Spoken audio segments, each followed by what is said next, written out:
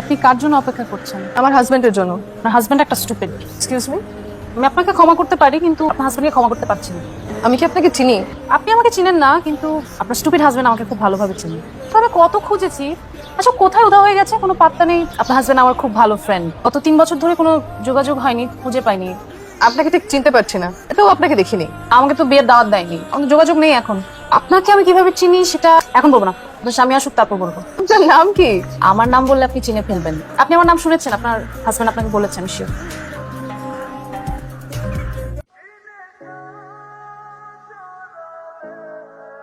সারা রাত ওরা এক হলো না। ওরা কারা? চোখের পাতা দুটো একবারের জন্য বন্ধ হলো না। চিন্তা করো না, আমায় দেখার পর বন্ধ হয়ে যাবে। রওনা হয়েছ? তুমি? সাচ্ছি। মামা জলদি যান, ট্রেন ছেড়ে দিবে তো। মামা আপনি তো যাবেন লেগের পারে, ওখানে তো কোনো স্টেশন নাই। আছে রে মামা, আছে। ওখান থেকে একটা ট্রেনে উঠবো, সারা জীবনের জার্নি মিস করা যাবে না, তাড়াতাড়ি যান। তোমাকে নার্ভাস হলেও পাফ নেওয়া লাগে নাকি? অনলাইনে চ্যাটিং করে মনে হয় নাই তো এত নার্ভাস ছিলে তুমি।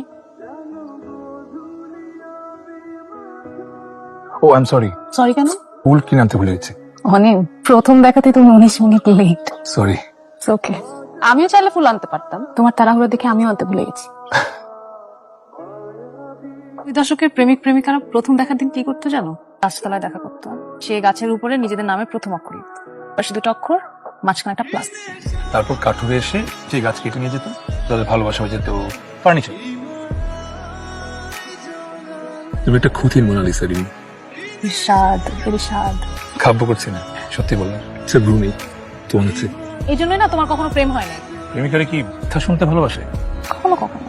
তাহলে তোমার কপালে দুঃখ আছে রিমি। কেন? কারণ আমি তোমাকে কখনোই মিথ্যা বলবো না। চলো। সবসময় তো তুমি আমাকে বাসায় পৌঁছে দাও, আজকে আমি তোমাকে বাসায় পৌঁছে দিই। পাগল হইছো? তোমার বাসায় পরে তোমাকে বকাঝকা করবে। সমস্যা নেই, বাবাকে বাসায় বলেছি আজকে ফিরতে আমার কুইক।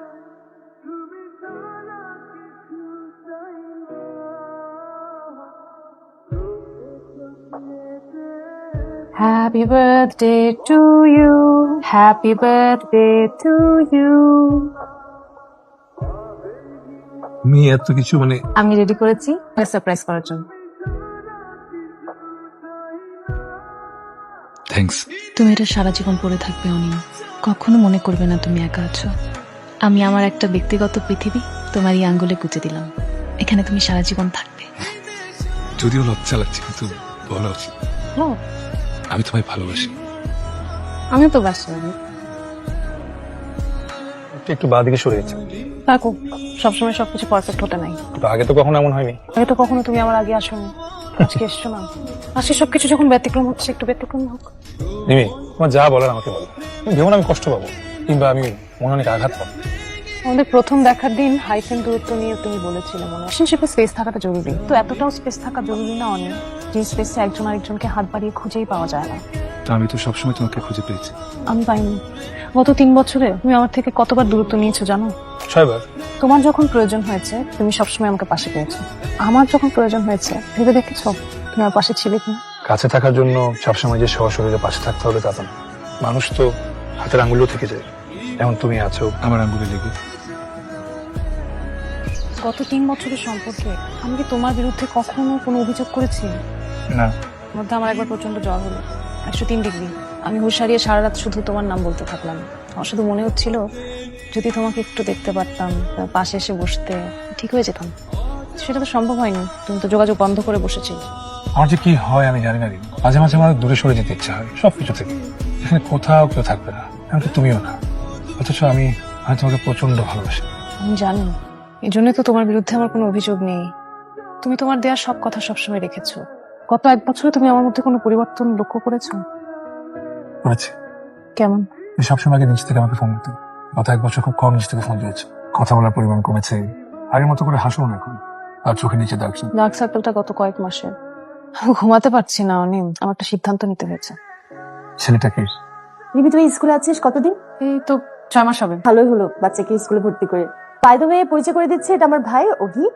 হ্যালো। হ্যালো হ্যালো, আসসালামু আলাইকুম। আমি অভি, চিনতে পেরেছেন? পেরেছি। আমার বোনকে আপনার নাম্বারটা আমাকে দেওয়ার পারমিশন দিয়েছেন। পারমিশন দিয়েছি ঠিক আছে, কিন্তু তখন ফোন করার পারমিশন তো দেইনি।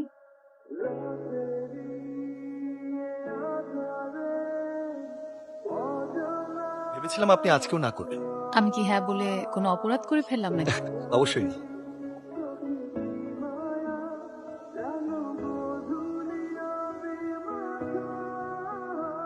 হ্যালো রিমি, তুমি কোথায়? আমি বাসায়, মেহমান আসছে তো একটু ঝামেলার মধ্যে দিয়ে যাচ্ছি। আমি আরো ভাবলাম দেখা করি, তাই আরো তোমার স্কুলের সামনে আসছিলাম। না, আজকে তো দেখা করতে পারবো না মনি। ঠিক আছে, সমস্যা নেই, রাখি। সম্পর্কে নিরীহ মিথ্যা বলা যায় তিনি। অনিম কিছু মনে করতো না সত্যি বললেও। ও ওরকম ছেলেই না। কেন যেন আমার সত্য বলতে ইচ্ছা করলো না। অনিম কখনো আমার সাথে মিথ্যা বলে না।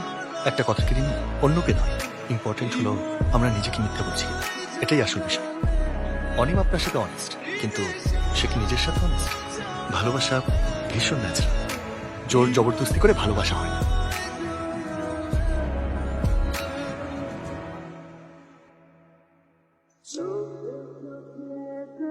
কবি, অভিকে আমি ভালোবেসেছি, ও অন্য কোনো কিছু দেখে না। আমি তোমাকে আর ভালোবাসতে পারছি না। এমন না যে আমি তোমাকে ঘৃণা করি, অপছন্দ করি। আমি শুধু তোমাকে আর আগের মতো ভালোবাসতে পারছি না।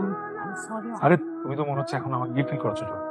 মনে হচ্ছে আমি কোনো বাংলা সিনেমার ভিলেন, তোমাকে জোর করে ধরে নিয়ে আসছি। আরে আমরা কি টিপিক্যাল প্রেম প্রেমিকা নাকি, যারা বিচ্ছেদের সময় ঝগড়াঝাটি করবো, মারামারি করবো, বুক চাপড়ে কান্নাকাটি করবো? আরে আমরা হাসি মুখে বিদায় নেবো, যাতে বহু বছর পরেও যদি আমাদের কখনো দেখা হয়, সবচেয়ে সুন্দর মুহূর্তগুলো আমাদের সবার আগে মনে পড়ে। একদমই তাই। সো ঋণটা কি ফেরত নেবে? মাত্র না বললে আমার টিপিক্যাল প্রেমিক প্রেমিকা না। পরে যদি আবার খোটা টোটা মারো। আমার খোটা দিতে বইয়ে গেছে। আমি তো ফকির, কিন্তু আমার কেন লাগে? এই রিংটা আমি আমার সবচেয়ে পছন্দের মানুষকে দিয়েছি।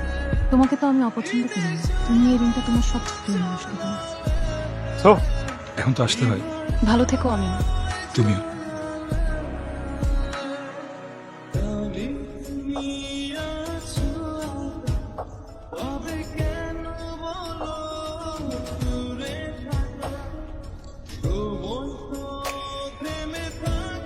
সরি, লেট হয়ে গেল, চলো তাড়াতাড়ি।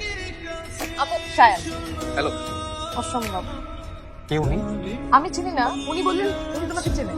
আপনি শায়ানকে চেনেন না? না, আমার মনে হয় আপনার কথা ভুল হচ্ছে। এটা অনিমের রিং। এটা আপনার কাছে কিভাবে আসলো? আপনার নাম রিমি? পৃথিবীটা গোল। আমি জানতাম কখনো না কখনো কোনো একদিন আপনার দেখা পাবো। কোইন্সিডেন্টলি 3 বছর আগে আপনাদের গল্পের অংশ হয়ে গিয়েছিলাম। 3 বছর আগে আমার ঠিকানায় চিঠিটা এসেছিল। এখানে আপনার সব প্রশ্নের উত্তর আছে। প্রিয় অপরিচিত, আমি জানি না আপনি পুরুষ নাকি নারী, আপনার বয়স কত, আপনি দেখতে কেমন। আমি শুধু আপনার ঠিকানাটা জানি। আপনি যখন এই চিঠি পড়বেন তখন আমি বেঁচে নেই। 1 মাস হলো আমার বিচ্ছেদ হয়েছে। কুচকাবেন না। প্রেম ভালোবাসার জন্য মরে যাওয়া ঠিক না, জীবন মূল্যবান। তুচ্ছ কারণে মরে যাওয়া একদম ঠিক না, সব আমি জানি। আমি রিমিকে ভালোবাসি। আমাদের খুব সুন্দর একটা বিচ্ছেদ হয়েছে, বুঝলেন? আমার কি মনে হয় জানেন, ভালোবাসা হলো ন্যাচারাল। ভালোবাসা যদি ন্যাচারাল হয়, বিচ্ছেদটা হওয়া উচিত ন্যাচারাল, তাই না? এর সাথে শেষ দেখা করে আসার পর তারা রাস্তা আমার একটুও খারাপ লাগেনি। আমার বুকটা প্রথম কেঁপে উঠলো রাত 11টায়। ঘুম ভেঙে গেল হঠাৎ।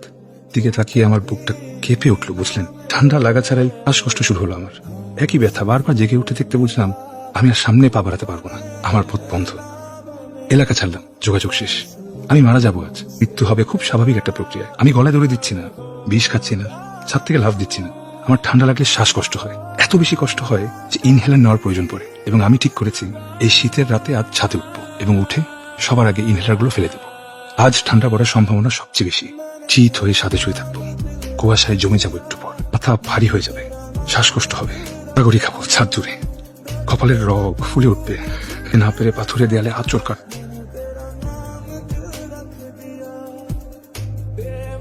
আমি একটা র্যান্ডম ঠিকানায় চিঠি পাঠাবো, চিঠির সাথে থাকবে একটা রিং। এই রিং আমায় উপহার দিয়েছিল রিমি। বলেছিল এটা একটা এলিমেন্টাল সিম্বল, যার অর্থ পৃথিবী। আমার একটা পৃথিবী উপহার দিয়েছিল রিমি, আমার নাম খোদাই করা একটা পৃথিবী। আমি মরে যাবো জন্য একটা আবদার রাখছি আপনার কাছে, আমার শেষ ইচ্ছে বলতে পারে। এমন সুন্দর একটা পৃথিবী, আমি কোনোদিন এখানে ছিলাম, এটা কেউ মনে রাখবে না, কোনো চিহ্ন থাকবে না আমার। তাই রিংটা পাঠালাম। এই রিংটা ছাড়া আমার একান্ত কোনো পৃথিবী নেই। আপনি যেই হন না কেন, আমার এই রিংটা সবসময় পরবেন, ভুলবেন না কোনোদিন। আমি আপনার কাছে আবদার করছি। রিমিকে পাঠালেও পারতাম, কিন্তু অভির সাথে চমৎকার একটা সংসার হবে ওর। কি দরকার গলায় কাটা হয়ে থাকার? তাই আপনাকে পাঠালাম। আপনি যতদিন বেঁচে থাকবেন তার কোনো একটা আঙুলে আমায় একটু বাঁচিয়ে রাখবেন প্লিজ। এটা পড়ে থাকবেন আমার স্মৃতিস্মারক হিসেবে। আপনার রিংটা আমাকে দিবেন প্লিজ? না প্লিজ, আমি একবার পরে আপনাকে খুলে দিয়ে দিব। না, প্লিজ। এই রিং সে কাউকে দেয় না। আমাদের বিয়ে হচ্ছে 4 বছর। এই 4 বছর আমি ওর কাছে 101টা আবদার করেছি। ও আমার কাছে কয়টা আবদার করেছে জানেন? মাত্র 1। এই রিংটা সুস্মিতা সবসময় আঙ্গুলে পরে থাকতে চায়। আর আমি সুস্মিতাকে খুব ভালো করে চিনি। সে এই রিং আপনাকে দেবে না। আমি ওর হয়ে ক্ষমা চাইছি। ক্ষমা করবেন প্লিজ।